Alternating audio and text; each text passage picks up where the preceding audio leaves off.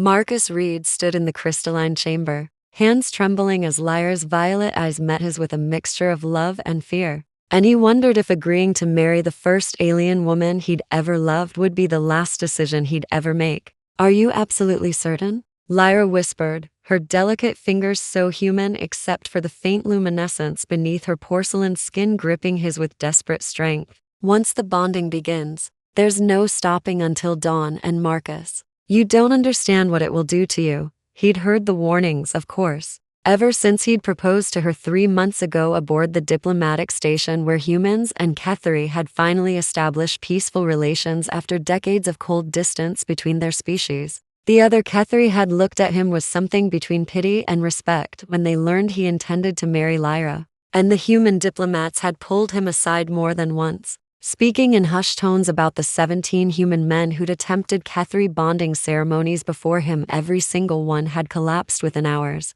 their minds unable to withstand the psychic intensity that kethari females naturally emanated during the sacred ritual. But Marcus had never been good at listening to warnings when his heart was involved, and his heart belonged entirely to the silver-haired woman standing before him now, her pointed ears barely visible beneath the flowing locks that cascaded down her back like moonlight given form. He'd met Lyra 6 months ago when she'd been assigned as his cultural liaison, and what started as professional courtesy had bloomed into something neither of them had expected: long conversations that stretched into the station's artificial night, shared meals where she'd cautiously tried human food and he'd bravely attempted kethari cuisine that tasted like starlight and electricity, moments of comfortable silence that spoke louder than words ever could. She'd told him about growing up on Kethar Prime, about how her people experienced emotions so intensely that they'd evolved telepathic abilities just to cope with the overwhelming depths of feeling, about how kethari women in particular carried such concentrated emotional and psychic energy that bonding with them was considered the ultimate test of compatibility and strength.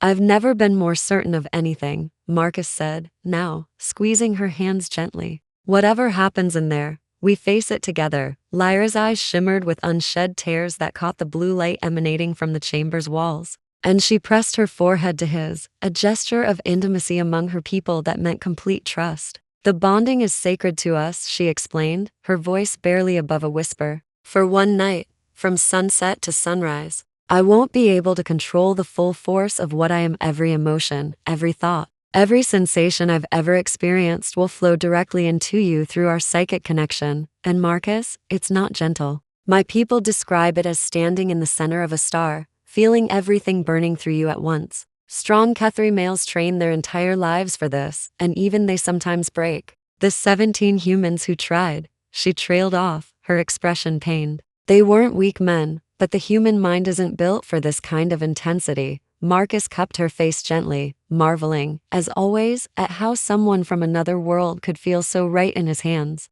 "Then I guess I'll have to be the first one built differently," he said, with a confidence he didn't entirely feel. "I love you, Lyra, not the contained version you show the world, not the carefully controlled diplomat. All of you, whatever that means." She laughed, a sound like crystal chimes, that he'd fallen in love with months ago. "You might regret those words in about 3 hours, she said, but there was hope flickering in her expression now, fragile and precious. The ceremony chamber was a marvel of kethari architecture, all flowing lines and crystalline structures that seemed to grow organically from the floor, pulsing with bioluminescent light that responded to proximity and emotion. In the center stood a circular platform surrounded by a shallow pool of liquid that glowed with the same violet hue as Lyra's eyes. And as they stepped onto it together, Marcus felt the first whisper of psychic energy brush against his mind like silk. Elder Tasahara, the kethari officiant, stood at the chamber's edge, her ancient face grave as she began the traditional words in her musical language, then switched to standard for Marcus's benefit.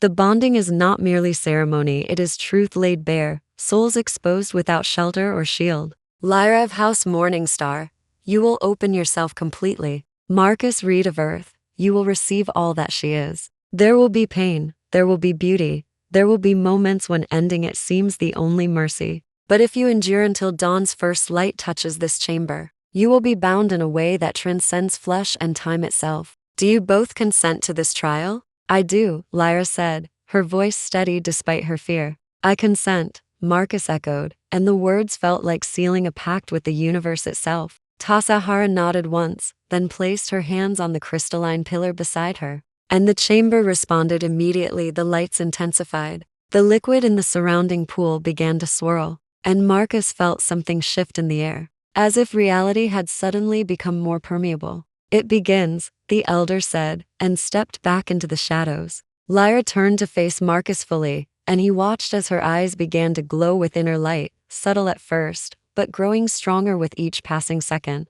"I'm sorry," she whispered, and then her mental shields, the barriers she'd maintained every moment since they'd met, dropped completely. The first wave hit Marcus like a physical force, driving him to his knees on the platform as Lyra's emotions poured into his consciousness with the force of a tsunami. Joy blazed through him, the memory of their first meeting from her perspective, how she'd thought him strange and fascinating, with his quick smile and terrible jokes. How she'd fought against her growing feelings because cross-species relationships were complicated and dangerous and wonderful. Then came fear, razor-sharp and suffocating. Her terror that she would hurt him, that he would leave once he truly understood the depths of her alien nature, that this very night would break him, and she'd lose the first person who'd ever made her feel completely seen. The emotions weren't just feelings, they were full sensory experiences, complete with memories and context and layers of meaning that no verbal explanation could ever convey. Marcus gasped, his hands pressed flat against the cool platform as he struggled to process the overwhelming flood of information. This was just the beginning, he realized with growing alarm. The sun had only just set. Lyra knelt before him, her hand touching his cheek, and even that simple physical contact amplified the connection, sending fresh cascades of sensation through his nervous system. "Breathe," she said aloud, even as her thoughts continued to pour into him. "Find your center. Don't try to fight it, you'll only exhaust yourself faster." Marcus focused on breathing, on the rise and fall of his chest, using it as an anchor against the torrent of Lyra's psyche flooding through his own. The technique helped marginally, giving him enough stability to lift his head and meet her glowing eyes. Through their connection, he felt her surprise at his resilience, her cautious hope that maybe, just maybe, he could actually endure this. The next hour was a systematic dismantling of everything Marcus thought he knew about emotion and sensation. Lyra's childhood memories crashed through him, playing in gardens of bioluminescent flowers that sang in harmonics humans couldn't hear. The death of her father when she was 12, and the grief that had nearly consumed her young mind until her mother taught her to build shields. Her first heartbreak with a kethari boy who'd wanted her status but not her heart. Each memory came with the full weight of kethari emotional intensity, feelings so powerful they seemed to have physical form, and Marcus felt his mental defenses eroding under the relentless assault. His nose began to bleed somewhere around the 90-minute mark, crimson drops falling to the luminescent platform, and through their link, he felt Lyra's anguish at causing him pain. "Stop," she said aloud, her voice breaking. "Marcus, please.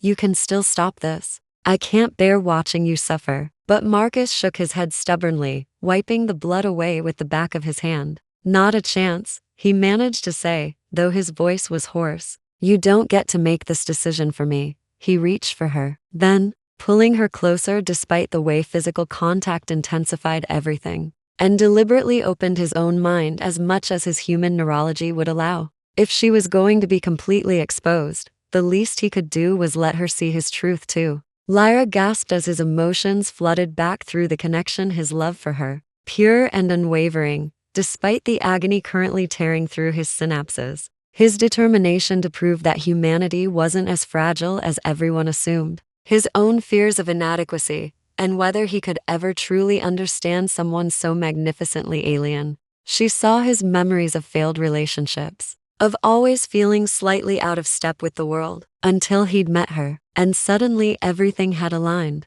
Of the morning he'd decided to propose and spent 3 hours rehearsing in front of a mirror because he'd wanted the words to be perfect. "You're insane," she said, but she was half laughing, half crying, and her mental presence wrapped around his consciousness, like a protective embrace, even as it continued to overwhelm him with stimulus. The third hour brought physical manifestations of the psychic strain. Marcus's hands shook uncontrollably, his muscles spasming as his nervous system struggled to process input it had never evolved to handle. The chamber's bioluminescent light seemed impossibly bright now, searing into his retinas, and he could hear things he'd never noticed before. Harmonics and frequencies that existed just outside normal human perception, but that Lyra experienced constantly. "How do you live like this?" he gasped, understanding for the first time why the kethari were so obsessed with meditation and mental discipline. They existed in a constant state of sensory and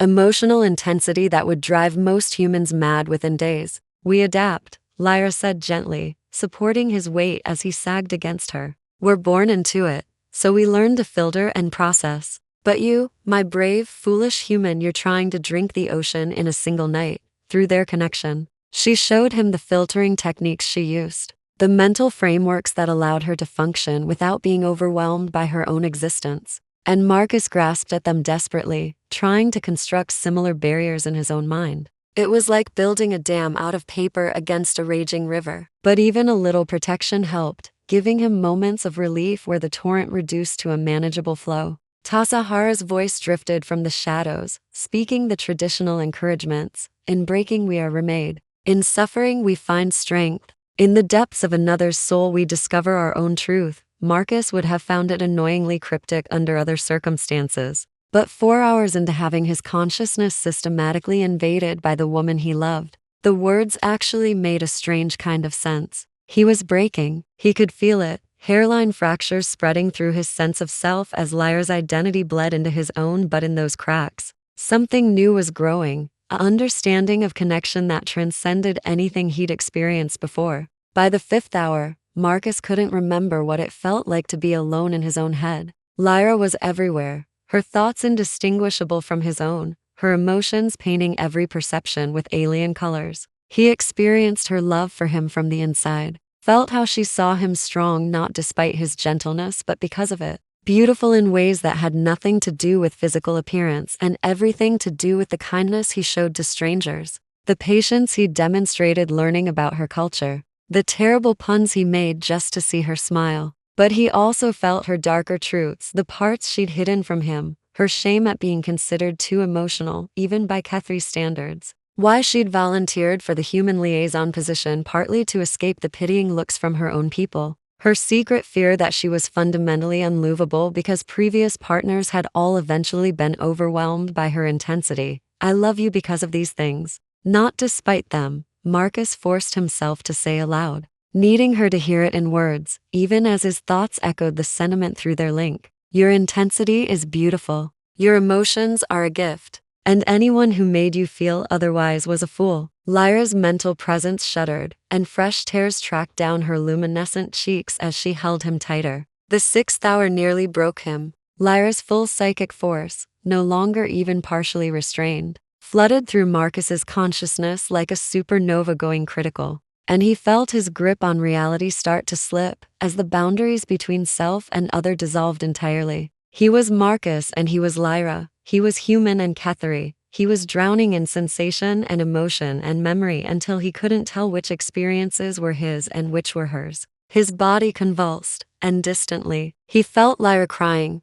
begging him to let go, to end the ritual before it destroyed him. The other human men had stopped around this point. He remembered through the haze of overwhelming input 6 or 7 hours in, when the psychic load became too much for human neurology to support. It would be so easy to surrender, to slip into unconsciousness and let the darkness take the pain away. But through the chaos, one thought remained crystal clear. If he stopped now, Lyra would blame herself forever, would believe she was too much for anyone to truly accept. And he'd be damned if he let the woman he loved spend the rest of her life thinking she needed to be smaller to deserve happiness. Marcus grabbed onto that thought like a lifeline and pulled himself back from the edge of dissolution. "Not yet," he said, though he wasn't sure if the words came out aloud or just echoed through their mental connection. "Not until dawn." He felt Lyra's shock ripple through the bond, followed by a wave of fierce pride and desperate love. She adjusted her position, pulling him fully into her lap, cradling his head against her chest as her hands stroked his hair with infinite gentleness. "Then let me help you," she whispered, and suddenly the flow of the connection shifted. Instead of drowning him with unfiltered input, she began actively supporting his mental processes, using her superior psychic strength to reinforce his crumbling defenses. It was technically against the traditional rules, Marcus sensed through their link. But Tasahara made no move to intervene, from the shadows, perhaps recognizing that this bonding was already so far outside normal parameters that orthodox rules no longer applied.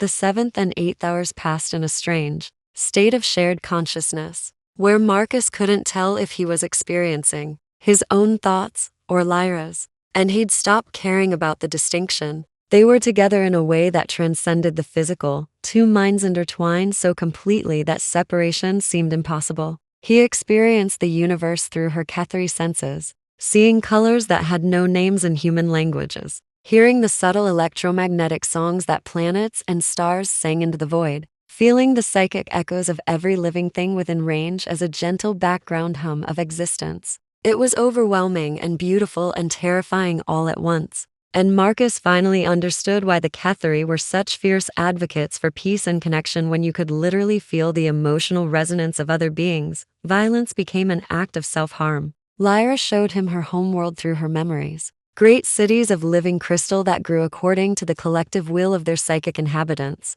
Forests where the trees communicated through electromagnetic impulses and responded to the emotions of those who walked among them. Vast oceans filled with creatures whose songs could be felt across continents. She showed him her people's history, the ancient wars before they'd developed sufficient empathy, the cultural revolution when they'd embraced psychic connection and emotion as strengths rather than weaknesses, the long isolation when they'd feared other species couldn't understand them. And she showed him what meeting humanity had meant to her personally, the hope that maybe they weren't alone in the universe. That maybe connection was possible even across the vast gulf of biological and cultural difference. The 9th hour brought unexpected euphoria as Marcus's brain, pushed far beyond normal operational parameters, began flooding his system with endorphins and other neurochemicals in a desperate attempt to cope with the sustained stress. Everything became dreamlike and distant, the pain transmuting into something almost transcendent, and he laughed deliriously as Lyra's emotions continued to cascade through him. "I can feel colors," he said, or thought he said. "Did you know that joy tastes like starlight? Because it does. I'm tasting it right now." Lyra laughed too, giddy with relief that he was still conscious, still enduring, and her amusement rippled through their connection like bells. "Your brain is cooking itself to survive," she said, with affectionate exasperation. "Humans are such strange, resilient creatures. Takes one to know one," Marcus replied, which made no sense, but felt profound in the moment. The 10th hour was quieter, the storm of sensation settling into something more manageable as both their psyches adapted to the unprecedented connection. Marcus's human neurology was literally rewiring itself to accommodate the bond, forming new neural pathways and strengthening existing ones, while Lyra's mental presence had learned to modulate itself to frequencies he could process without immediate breakdown. They simply held each other, existing together in comfortable silence that was never truly silent because they could feel each other's contentment humming through the link. "I had a dream when I was young," Lyra said softly, her fingers tracing idle patterns on Marcus's arm. "I dreamed of finding someone who could see all of me, the beautiful and the broken, the controlled and the chaotic, and choose to stay anyway. Everyone told me it was foolish, that I was too intense for such a bond, that I should settle for someone who could only handle the surface parts of me." She paused, her violet eyes searching his face. "You're making that dream real, and I don't know whether to thank you or apologize for putting you through this." Marcus managed a weak smile, his exhaustion bone deep, but his resolve unshaken. "How about you do neither, and just promise to stay with me after all this is over? I'm going to sleep for approximately 3 days straight, and I want to wake up to your terrible kethari breakfast cooking. It's nutritious," Lyra protested with mock indignation. "Not all of us survive on coffee and carbohydrates. You say that like it's a bad thing," Marcus teased. And the normalcy of their banter was a soothing balm against the extraordinariness of their situation. The 11th hour tested them again, a fresh wave of intensity as Lyra's psychic energy crested toward a new peak. Marcus gritted his teeth and endured, his entire body trembling with the effort of maintaining consciousness. But he'd come too far to surrender now. Through their connection, he felt Lyra drawing strength from his determination, marveling at the sheer, stubborn will that kept him anchored to awareness when by all rights he should have collapsed hours ago. She showed him what other males of her species experienced during bonding. Even prepared kethari men found it challenging. though their psychic abilities meant they could at least process the emotional intensity without their neurons misfiring. The human men who'd tried before Marcus had been brave, she assured him, but none of them had managed to adapt the way he had, to somehow build functional mental frameworks in real time while being systematically overwhelmed. "You're doing something impossible," she whispered with awe. "The medical scanners are probably having fits trying to explain what's happening to your brain right now. That's a problem for future Marcus," he managed to say. Present Marcus is a little busy. The 12th hour brought hallucinations. Marcus's overtaxed perception creating strange overlays where he saw Lyra as she truly was in the psychic spectrum, a blazing pillar of light and emotion, beautiful and terrible in her unveiled intensity. He saw the energy flowing between them, golden threads of connection that pulsed with each shared heartbeat. And beyond the chamber walls he could sense the presence of other minds, distant stars of consciousness scattered throughout the station. "I see you," he said, with wonder. "Really see you. The way your people do." Lyra's expression filled with joy so profound that it echoed through the bond and brought fresh tears to both their eyes. "And I see you," she replied. "My stubborn, courageous human, who refuses to break even when breaking would be the reasonable thing to do." The hours began to blur together after that. 13 flowing into 14, into 15 as Marcus entered a state of consciousness no human had likely ever experienced, fully immersed in psychic connection while somehow maintaining his individual identity. He and Lyra talked and didn't talk, communicated in words and feelings and pure understanding, sharing every secret and fear and hope, until nothing remained hidden between them. She felt his quiet terror that he wasn't good enough for her, that someday she'd realize she could do better than a mid-level human diplomat with no special talents. He felt her absolute certainty that he was wrong, that his empathy and kindness were gifts more precious than any psychic ability. Around the 16th hour, Marcus began sharing his own memories more freely, showing Lyra what Earth looked like through human-eyes, cities of metal and glass reaching for the sky, oceans that stretched beyond the horizon, forests that existed in purely physical space but held their own kind of magic. He showed her his childhood, growing up in a small town where everyone knew everyone, the death of his mother when he was 20, and how it had made him cherish connection even more fiercely. His decision to join the diplomatic corps because he'd wanted to make the universe a little smaller and a little kinder. Lyra absorbed it all with reverence, experiencing his humanity in all its messy, beautiful complexity. And through their link, Marcus felt her love deepen into something that transcended mere emotion. It was recognition, acceptance, the profound relief of being truly known and choosing to stay anyway. The 17th hour was when Marcus noticed the light in the chamber beginning to change, the deep blue bioluminescence taking on subtle violet undertones that suggested the station's artificial day cycle was slowly approaching.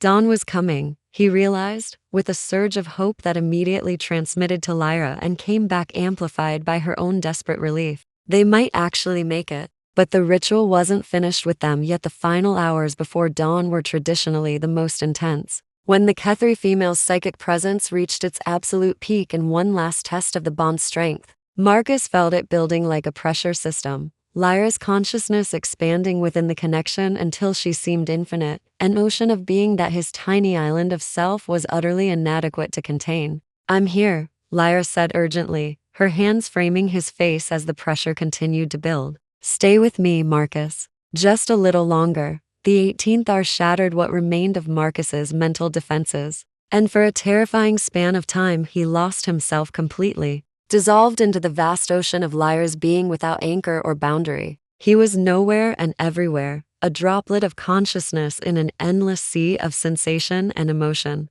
And distantly he understood that this was the point where others had broken, not from pain or physical strain, but from the existential terror of losing all sense of individual identity. But even lost in the depths of Lyra's psyche, even scattered across her vast emotional landscape, Marcus held onto one fundamental truth: he loved her, and love was the thread that could lead him back to himself. He followed that feeling like Theseus following string through the labyrinth, using it to gather his dispersed consciousness back into something resembling coherent self. And slowly, painfully, Marcus reconstructed his identity while still remaining open to the bond. When he finally surfaced back into something like normal awareness, Lyra was sobbing, her mental presence wrapped around him in protective desperation. "You came back," she said wonderingly. You were gone, completely dissolved, but you came back, always, Marcus promised, and meant it with every fiber of his reconstructed being. The 19th and 20th hours were almost peaceful by comparison, a gentle settling as both their psyches stabilized into the new configuration the bond had created. They were still separate beings, but the boundaries between them had become permeable in a way that would likely never fully reverse. They would always be able to sense each other's emotional states now, always carry a piece of the other in their consciousness. The traditionalists would say we're doing this all wrong, Lyra said, with a tired laugh. The bonded male is supposed to endure stoically while barely participating, not actively reshape the entire process through sheer, stubborn refusal to quit. Well, I've never been great at following traditional scripts, Marcus replied. His body felt like it had been pulled apart and reassembled slightly wrong, every nerve ending singing with fatigue. But his mind felt oddly clear despite everything. Besides, this isn't about tradition, it's about us choosing each other. Completely and without reservation, the 21st hour brought a sense of anticipation, both of them hyper-aware of the changing light, the way the chamber's bioluminescence was beginning to fade as dawn approached. Elder Tasahara stirred in the shadows, her ancient face painted with an expression Marcus couldn't quite read: surprise, certainly,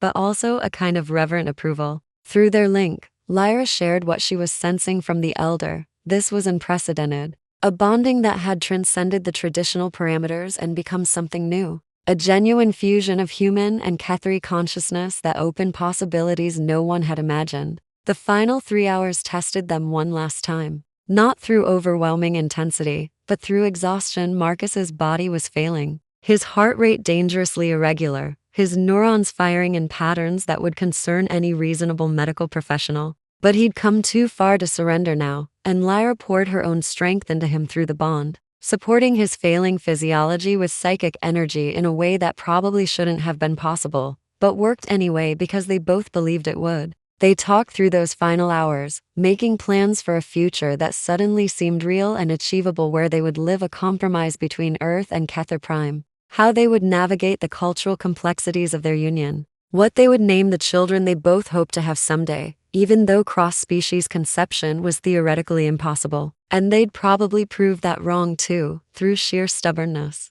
You've ruined me for reasonable expectations, Lyra said fondly. Before you, I would have said human kethari bonding was impossible. Now I'm planning our hypothetical children's names. I like Arya for a girl, Marcus offered. And maybe Corvus for a boy. Stars for both species, connection across the void. Perfect, Lyra agreed, and they sat in comfortable silence, watching the chamber's chronometer count down the final minutes. When the first true ray of dawn, artificial but precisely calibrated, struck the chamber's upper crystal and refracted through into rainbow light, Marcus was still conscious, still present, still holding Lyra close as the ritual's psychic intensity finally began to ebb. He'd done it. They'd done it together. Tasahara stepped forward, her voice ringing with ceremonial authority and genuine emotion. Witness the bond that was deemed impossible, forged between species, strengthened through trial, sealed by endurance and love. Marcus Reed of Earth and Lyra of House Morningstar, you are recognized as truly bonded, united in a way that death itself will struggle to sever. The elder placed her hands on both their heads, and Marcus felt a subtle shift in the bond. It was permanent now, set into the fabric of their beings in a way that transcended the temporary intensity of the ritual. They would carry each other always, a constant presence in the back of their consciousness, homemade portable through psychic connection. As the formal ceremony concluded and the chamber's systems powered down, Marcus finally allowed himself to collapse, his consciousness fragmenting into merciful darkness. But even as he slipped into unconsciousness, he felt Lyra's presence, steady and sure through the bond, a lighthouse guiding him toward safe harbor. Sleep, my love, she whispered. I'll keep watch now. You've earned your rest. When Marcus woke 36 hours later in the station's medical bay, every part of his body aching like he'd gone 12 rounds with a gravitational anomaly, the first thing he saw was Lyra's face, her silver hair falling around them like a curtain as she leaned over his bed. Hey, he croaked, his voice rough from disuse. We married? So married, she confirmed with a radiant smile, and through their bond he felt her joy, her relief, her absolute wonder at what they'd accomplished. The medical staff says you've rewritten xenobiology textbooks with what you did to your neural structure. There are 7 scientists outside demanding to study you. Tell them to get in line, Marcus said. I promised someone I'd wake up to terrible kethari breakfast, and I'm a man of my word. Lyra laughed, that crystalline sound he loved, and kissed him gently. I made you human food instead coffee and carbohydrates. As requested, through their bond, beneath her words, Marcus felt the deeper truth. She was amazed by him, humbled by what he'd endured for her, and utterly certain that choosing him had been the best decision of her life. Good, he said, accepting the coffee she handed him and savoring the familiar bitter warmth. Because we have a lot of impossibilities to accomplish together, and I need fuel for impossible things. Starting with? Lyra asked, her eyes sparkling with affectionate curiosity. Starting with proving that love doesn't care about biology, that connection transcends species, and that sometimes the most alien thing in the universe is finding someone who makes you feel completely at home, Marcus said, taking her hand and marveling at how their bond hummed with resonance at the contact. Also, convincing the universe that we're going to have those kids we talked about, regardless of what reproductive biology says is possible. Reasonable goals, Lyra agreed. And they sat together in the medical bay, 2 beings from different worlds who'd chosen to become one. Their bond, a bridge across the void, and proof that even the most daunting trials could be endured when you refuse to let go of the people you loved, no matter how long the night or how impossible the dawn might seem.